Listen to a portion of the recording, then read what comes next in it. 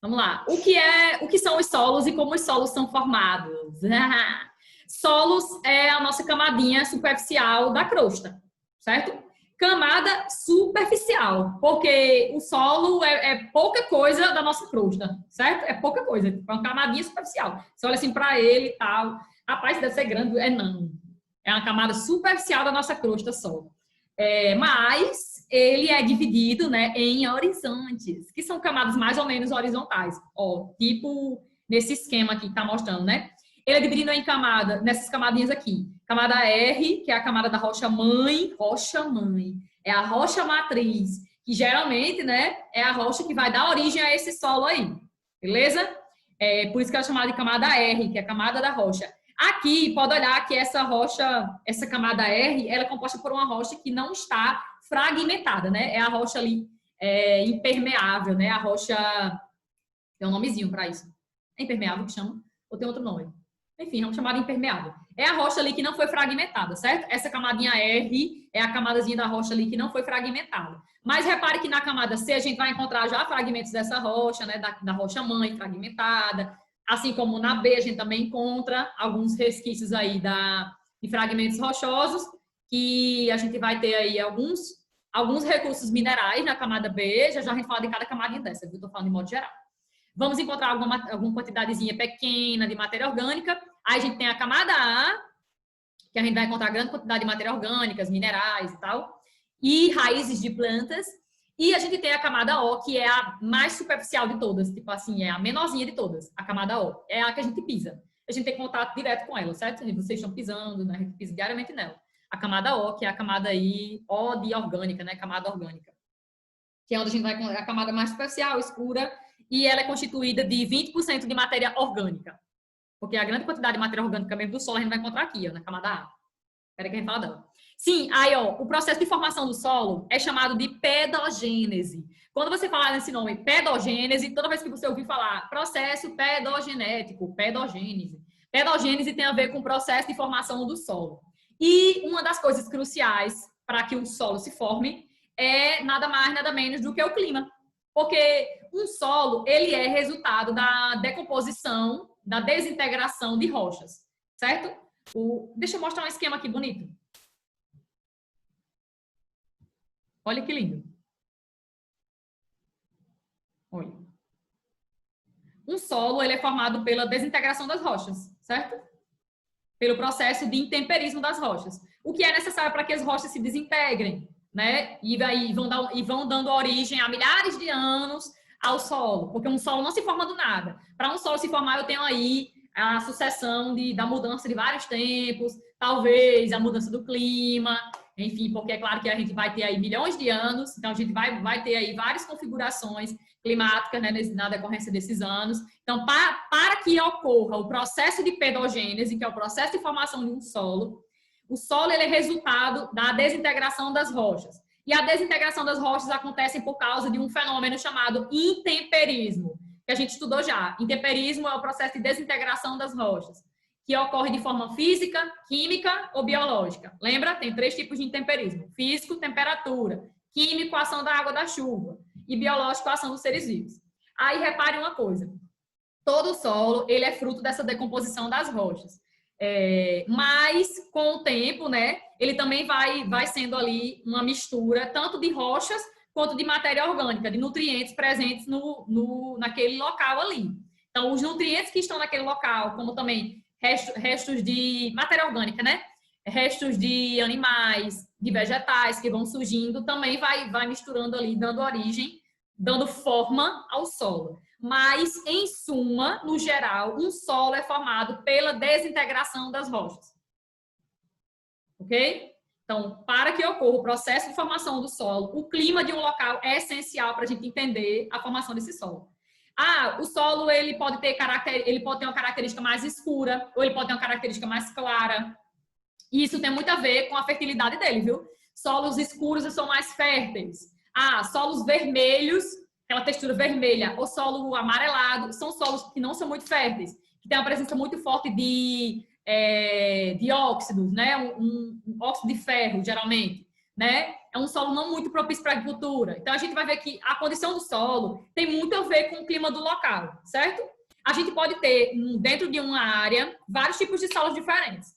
Porque o tipo do solo tem a ver tanto com a questão climática, quanto com os nutrientes que estão presentes ali naquele local, né? Nutriente que eu estou falando pode ser o quê? Magnésio, potássio, fósforo, cálcio, enxofre, ferro, que tenha naquele local, quanto também a quantidade de matéria orgânica, restos de animais, de vegetais, que vão dando ali origem também ao solo, ajudam, né, no processo de formação do solo, e também a quantidade de água, né, se chove muito, se chove pouco, tudo isso tem a ver também com o processo de formação do solo. Então, é por isso que quando a gente estuda solo, a gente coloca o clima, assim, como fator central, né, porque realmente, tipo, o clima, ele vai ser um fator central para o processo de desintegração das rochas, de desagregação das rochas.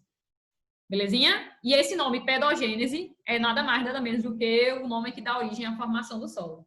Pedogênese quer dizer formação do solo. É isso que vocês estão estudando. O que é o solo? O solo é a camada superficial da crosta terrestre. Ele é um complexo composto por materiais minerais e orgânicos. A ciência que trata de seu estudo é a pedologia. E o processo que dá origem ao solo é chamado de pedogênese. Na faculdade existe uma disciplina, no curso de geografia, que é chamada de pedologia, certo? Que não é obrigatória para a gente na licenciatura, pelo menos aqui em Caicó, não era até quando eu fiz. Mas tem essa disciplina, que é a disciplina que a gente vai estudar os tipos de solos, certo? Que é chamada de pedologia. A ciência que estuda os solos é a pedologia. E o processo que dá origem é chamado de pedogênese. Aí vamos lá, deixa eu sair daqui. Já virei o esquemazinho bonitinho.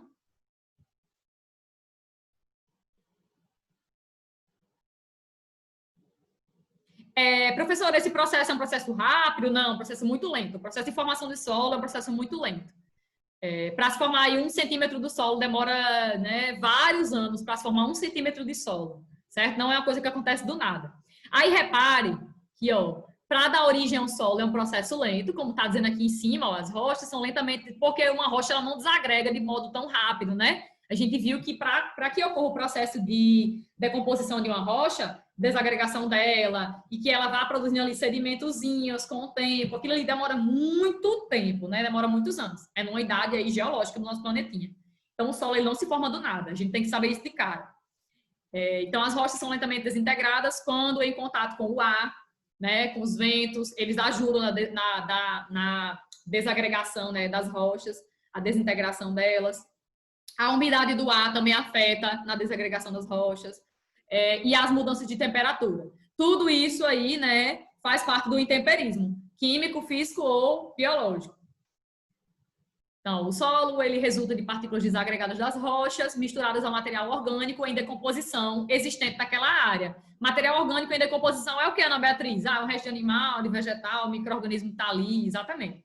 Vai dando origem ao humus, né? O humus é aquela parte do solo que tem matéria orgânica, né? E que é essencial também para o desenvolvimento de outras espécies.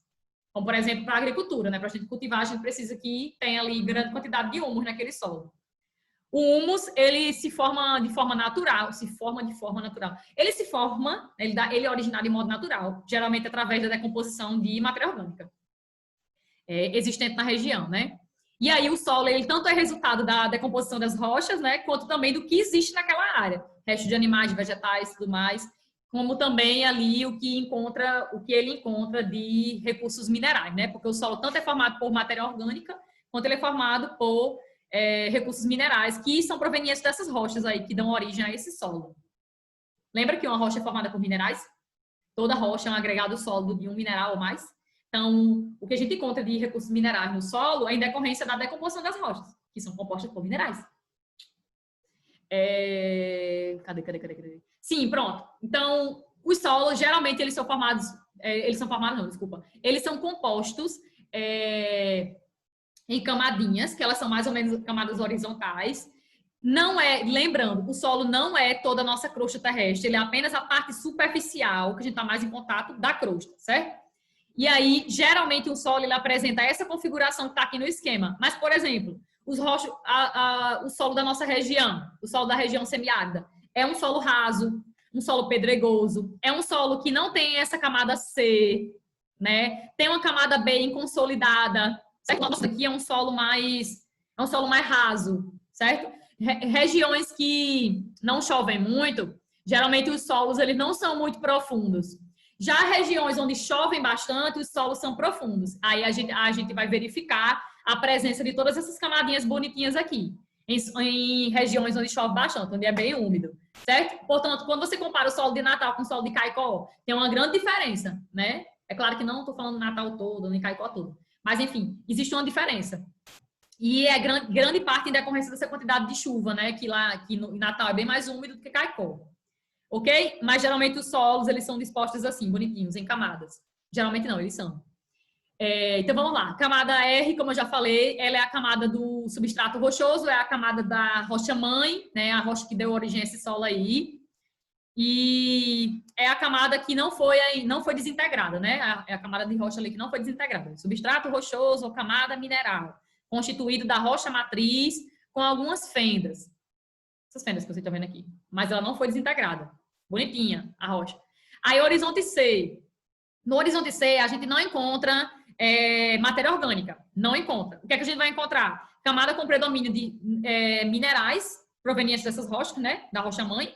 E rocha fragmentada, que a gente encontra em abundância na camada C, certo? Se existir matéria orgânica aí, é muito difícil, é uma coisa que a gente nem fala, certo? Sobre, porque praticamente não tem. Horizonte B. O horizonte B, com menor quantidade de matéria orgânica e acúmulo de compostos de ferro, argila e quartzo. Tem uma cor amarela, ou uma cor vermelha, o horizonte B. Aqui, no caso, está entre um amarelo e um vermelho, né? O horizonte B. A gente não encontra grande quantidade de matéria orgânica no horizonte B, porque grande quantidade de matéria orgânica a gente vai encontrar mesmo no horizonte A, já próximo da gente, tá vendo? Entre o horizonte O e o horizonte A, a gente encontra a maior quantidade de matéria orgânica de um solo, que é, no caso, a matéria orgânica que a gente está mais em contato, né? E que é essencial para o desenvolvimento de espécies. Ana Beatriz, Oi, gato. a matéria orgânica não é no O, não? Que a senhora disse, olha. 20% só. 20% da matéria Sério? orgânica. Você acredita? E porque essa Nossa. camada O é uma camada muito fina, é a menor camadinha em profundidade do solo. Ela é uma capinha, digamos assim, do solo que você pisa, é uma capinha do solo, certo? As maiores camadas mesmo é a A, B e a C. E a R, no caso, que é a rocha-mãe. A O ela é pequenininha. E aí a gente vai encontrar 20% da matéria orgânica do solo, na O. Mas, no caso, as raízes das plantas, elas ficam sobretudo nessa porção aqui, né? Na A. Ó, pode olhar. E grande quantidade de matéria orgânica mesmo, que as raízes das plantas têm contato, tá aqui, na camadinha A, certo? Tá nela, essa bonita. Ó, camada A, contém matéria orgânica decomposta misturada com minerais. Apresenta grande atividade biológica e a presença de muitas raízes dos vegetais, né? Grande parte das raízes de plantas se encontram aqui, na camada A, e ela é mais rica em matéria orgânica também. A O, como eu falei, tem 20% de matéria orgânica, é uma camadazinha bem pequena, não é muito profunda. Ela geralmente tem uma coloração escura, ela é mais escura, que é a camada que a gente pisa direto nela, né? Ela é mais escura e ela... O que mais? Deixa eu ver se falta outra coisa. Pronto, só isso. É superficial, tipo assim, é uma camada rasa, certo? Pequena. Pronto. Falamos das camadas. Os solos são divididos em horizontes, que a gente chama de camadas. Ou de horizontes, tanto faz. Aí vamos lá. Quanto à origem dos solos. Os solos eles podem ser formados de duas forminhas bonitinhas, né? Que o livro vai destacar aqui duas formas. Os solos podem ser, de acordo com a origem deles, podem ser eluviais, com o E na frente, eluviais, ou eles podem ser aluviais. Eluviais tem a ver com a rocha que dá origem ao solo. E aluvial tem a ver com rios, água, né? Água, ventos, que transportam sedimentos que vão dando origem ao solo. Mas espera aí que eu vou explicar direito.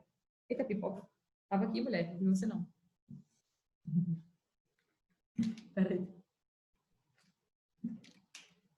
Alguma dúvida até agora, não? Tá de boas? Ei, bonita! Tô vendo você aí, viu? Pipoca é mala, viu? Porque eu brinco com ela pra não ir pro meu Mulher, quarto. uma hora dessa brigando com a papo de pipoca. Eu brinco pra não ir pro meu quarto, porque eu já disse a ela que o outro quarto é o dela e o meu é o meu, né? Não é pro meu quarto. Mas ela vai pro meu quarto, porque ela só quer o meu. Ai, Jesus. É que ela Pronto. fala humana agora. Não, eu já sei que ela é humana. Ela quer estar perto de mim, colada o dia todo. Pronto. Quanto à origem dos solos, eles são eluviais. Quando os solos eles são eluviais, significa dizer que o que forma esse solo vai ser a rocha-mãe, né? Tipo assim, que o local onde ele se forma é o local que a rocha-mãe ela vai ser decomposta. Esse solo, que é eluvial, ele se forma numa área que a rocha-mãe vai ser decomposta ali, naquele local. Já os solos aluviais também são formados, obviamente, pela desintegração das rochas. Mas são solos que são resultado da erosão, né? São formados próximos a rios, a corpos hídricos. São solos formados por sedimentos, partículas que são transportados pela ação da água ou ação dos ventos. São solos que se formam em áreas de rios, pronto. Certo? Que eles são formados, eles também são formados pela desagregação das rochas. Oi? Sempre nas áreas de rios. É. Você geralmente encontra solo aluvial próximo a rio. Ou dentro do rio, ou muito próximo ao rio. Certo? Porque são solos formados principalmente como é que eu posso dizer? Pelo transporte, né, de sedimentos que o rio transporta. Lembra que o rio também é um agente erosivo? O rio também transporta sedimentos, ele é erosão fluvial, né? Pronto. Os solos que são formados pelo transporte fruto da água dos rios ou fruto também do transporte de ventos, né? Os ventos também transportam partículas de rochas desagregadas. São solos chamados de solos aluviais. Aluviais. Vocês vão confundir, eu acho, isso depois, mas enfim, eu espero que não. Tem uma diferençazinha muito grande, né? Mas o nome é muito parecido. Eluvial com aluvial. O ezinho, quando for eluvial, é um solo que se forma naquele local onde a rocha-mãe está sendo fragmentada. Já o solo aluvial, por exemplo, a rocha-mãe dele, ou as rochas que estão dando origem a ele, podem estar bem distante deles. Mas aqueles fragmentos ali foram transportados pela ação da água e pela ação dos ventos para outro local, dando origem aos solos aluviais. Deu para entender? Não necessariamente um solo aluvial, a rocha-mãe vai estar naquele local que ele está se formando. Tipo, ela pode estar em outro local, mas aí ela foi trazida, aquela rocha ali, o fragmento dela foi trazido pela ação da água ou pela ação dos ventos, entendeu? Entendeu? Eu sim. Ok. Pronto. Então, eluvial é porque o solo se formou no local onde a rocha-mãe foi desagregada. E quando for aluvial é porque ele não se formou no local ali, exatamente onde a rocha-mãe ela foi desagregada. Ele foi trazido, os sedimentos foram trazidos pela ação da água ou pela ação dos ventos para outro local e aí foi dando origem. Certo? Mas geralmente, não é 100%, mas geralmente os solos aluviais, eles são formados em áreas muito próximas a rios ou até dentro de rios, começa a se formar ali. Ok? Pronto, que lindo. Sim, outra coisa. Embora os solos eles são formados continuamente, a formação do solo não acaba, certo? É um processo contínuo. Da mesma forma que está ocorrendo agora a formação dos solos, está ocorrendo também a desagregação, né? A degradação do solo. O solo, ao mesmo tempo, ele é formado e ele é degradado. Hoje, professora, como assim? Porque os solos eles são expostos à erosão diariamente. Tipo, o solo está sendo exposto agora à ação da temperatura, né? Enfim, ele está sendo exposto. E aí, os solos tanto são formados, da mesma forma que eles se formam, eles também são degradados, certo? Mas o ser humano pode, como é que eu posso dizer, acelerar o processo de degradação do solo. De forma natural, sem a intervenção do ser humano, o solo conseguiria manter um equilíbrio, sem a ação do homem. Tipo assim, o solo conseguiria manter um equilíbrio no quesito de estar sendo formado e estar sendo degradado, mas ele iria continuar ali bonitinho, certo? Iria continuar mantendo um equilíbrio ali dele. Mas como o ser humano pratica retirada da vegetação, introdução de material tóxico no solo, que mais? Impermeabiliza o solo, pratica queimada da vegetação no solo. Enfim, tudo isso favorece, aumenta o processo de degradação do solo. E isso, com o tempo, é uma coisa que pode se transformar num processo irreversível. Tipo assim, a gente pode não conseguir resolver esse problema futuramente. É claro que, tipo, o homem já consegue, a gente já tem tecnologia para isso, de reverter alguns cenários de solos degradados, solos que são inférteis, a gente já consegue. Mas imagina aí um planeta sem árvores, sem plantas, né, sem matéria orgânica para esse solo. A gente sabe que a vegetação é um dos fatores que permitem a fixação do solo, que faz com que a radiação solar não chegue de forma direta no solo, que degrada esse solo de forma mais rápida. Faz com que também a água da chuva seja infiltrada, uma parte seja escoada, né? É a vegetação que promove isso. A vegetação participa do ciclo hidrológico, né? Favorecendo aí uma maior umidade, quantidade de chuva. Oi. Só uma dúvida quanto à vegetação que protege o solo. Tipo, quando a chuva está caindo, as plantas diminuem o impacto quando ela cai no solo, né? Isso, diminui o impacto. Exatamente. Ela permite também que haja uma drenagem ali da água de forma eficiente. Faz com que haja formação de lençol freático, porque ela permite a infiltração da água de modo correto, mais adequado. Eu acho que eu ia falar outra coisa, não estou lembrando agora. Eu acho que eu respondi, você me respondi? Pode trazer mais alguma coisa? Pronto. Então, pronto. Ao mesmo tempo que o solo ele é formado, ele também é degradado, isso é natural, mas o ser humano acelera o processo, e isso é a parte negativa, né? E aí a gente pode se lascar seriamente no futuro, e isso já está acontecendo, mas o povo não está nem aí. Porque é um processo a longo prazo, né? Sendo que a gente está aumentando ainda mais essa degradação. Ok, eu falei que os solos escuros, eles são solos mais férteis, e os solos mais claros são solos menos férteis. Isso é um fato, certo? Quanto mais escuro, a textura daquele solo indica que ele tem mais nutrientes, mais matéria orgânica, um solo mais propício para a agricultura. Já os solos mais claros, como se fosse um solo muito clarinho, possivelmente aquele solo não tem grande quantidade de nutrientes, não é um solo muito bom para a agricultura, ok? E os solos com textura avermelhada ou amarelados são solos que indicam aí grande quantidade de óxido de ferro. Não é um solo muito bom para a agricultura, certo? Esses tipos de solos aí. Vamos lá, por aqui. A textura do solo é a proporção relativa das partículas que existem nele, né? Das diferentes partículas que existem nele. E dos tamanhos dessas partículas que existem no solo. Geralmente um solo, ele pode ser mais escuro, mais claro, ele pode ser avermelhado, ele pode ser amarelo, ter texturas diferentes. E essas texturas do solo tem muito a ver com o material que constitui ele. Tipo, a gente vai comparar aqui dois tipos de solo. O solo arenoso e o solo argiloso. A gente vai ver que nenhum dos dois são solos muito... Oi. Minha internet tinha caído, viu? Aí eu pedi para entrar de novo. Viu? Tá bom, não tem nada não. Nem sei onde foi que você se perdeu. Vamos lá, vai dar certo. O solo pode ser composto de partículas maiores ou de partículas menores, que são chamadas, as menores são chamadas de silt.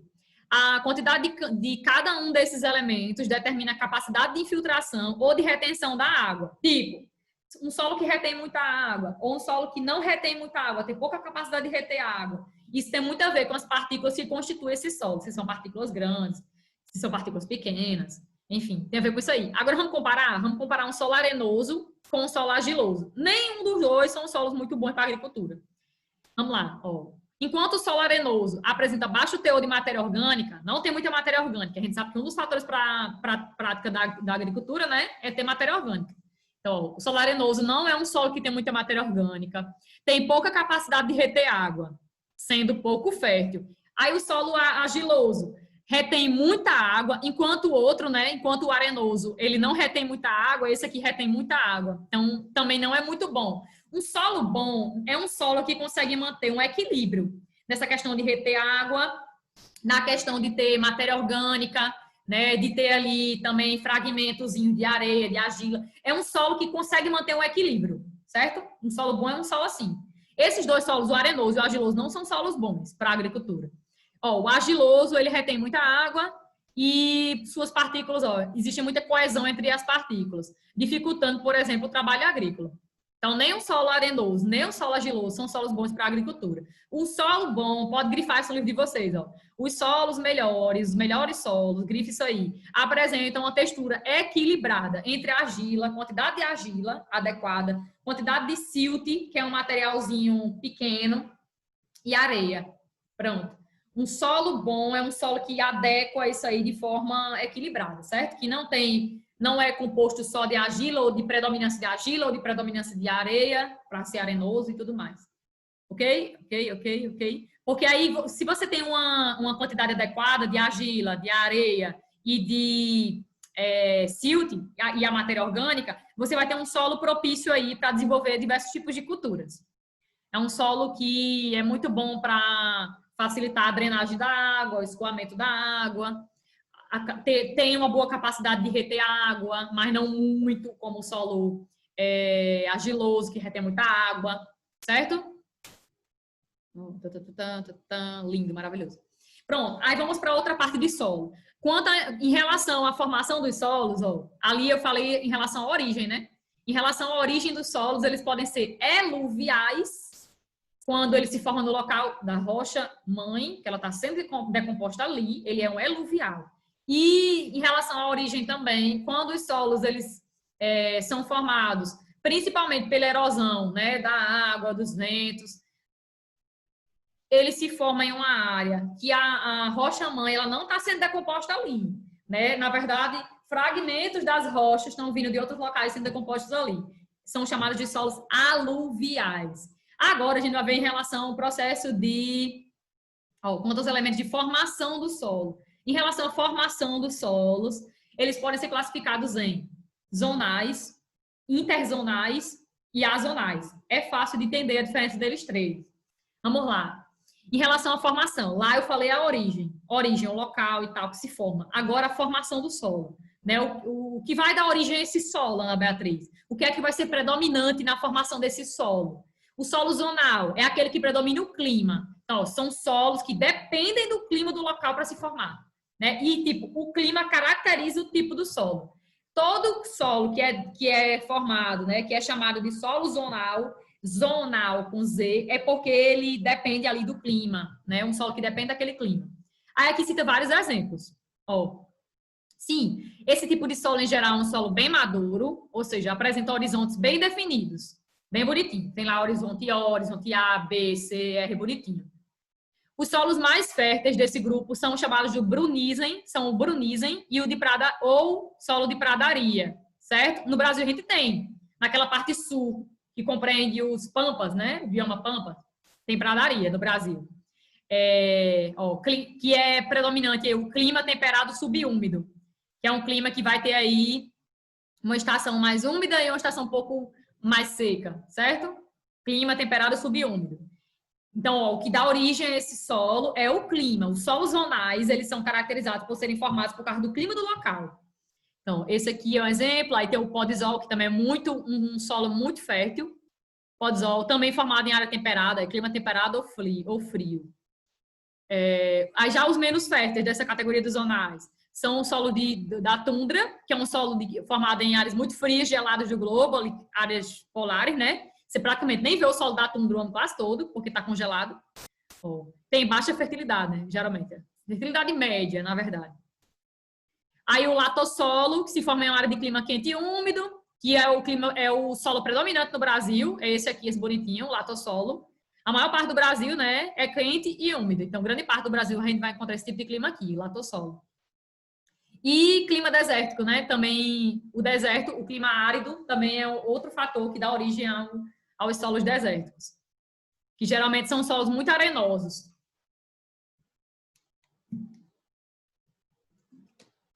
Solos que têm baixa fertilidade, que não retém muita água, são solos de deserto. Belezinha até agora? Então, solos zonais, o principal fator que forma eles é o clima do local. Agora, solos interzonais. Vamos lá. O solo interzonal tem duas coisas que afetam ele. Duas. O relevo do local pode dar formação a ele, né? Dar forma a ele. E a rocha matriz. Vamos lá. O solo interzonal é aquele formado principalmente pela rocha né, e pelo relevo da região, certo? Ele é provocado, ele é consequência desses dois fatores, das rochas e do relevo do local. Ok? Aí, ó, enquanto o anterior, né, que a gente estava falando, o principal fator que dá origem é o clima, aqui o principal fator do interzonal vai ser a questão da rocha mesmo, né, da rocha-mãe, que vai dar origem, do tipo de rocha e do relevo do local. O solo mais fértil desse grupo aí dos interzonais é o grumossolo, que a gente vai encontrar no relevo plano e argiloso. E os menos férteis é o hidromórfico, que é um solo que tem muita água, retém muita água, um solo alagado, e solo salino, que é chamado de solo alomórfico. É um solo que tem grande quantidade, geralmente, de sais, né? Por isso que é chamado de salino ou alomórfico, que a gente encontra em climas áridos, climas secos. Ok? A gente já falou dos zonais, que o fator principal de formação desse solo geralmente não, é o clima. O interzonal, 2 fatores são essenciais, rocha e relevo, e agora o último, os solos azonais. Tem um nomezinho muito parecido, né? Agora é chatinho essa parte. Os solos azonais são os mais resistentes dos 3, né? São solos rasos, geralmente são solos pedregosos, sem horizontes bem desenvolvidos. Opa, você já pensa que caicó, né? A maior parte dos solos desse grupo tem baixa fertilidade, caicó, hein? Como o litossolo, que é um solo raso, não é um solo muito profundo, desenvolve-se geralmente sobre a rocha, não apresentando os horizontes B e C. E o regossolo, que é um outro tipo de solo azonal, que é formado em áreas de declive suaves, tipo solo de montanhas. Solos de montanha são solos azonais, né? Solos aí rasos, solos que não tem grandes profundidades. Oi, Maria Clara, quer falar? Só uma dúvida. Então, o maior tipo assim de solo azonal, essas coisas, é o azonal que tem aqui, certo? O maior tipo? Eu disse resistente, foi? Perdão, eu disse resistente recente, eu troquei, foi mal, desculpa. Bicho, eu disse resistente. Tô aqui tão... Vocês nem disseram nada. São os mais recentes.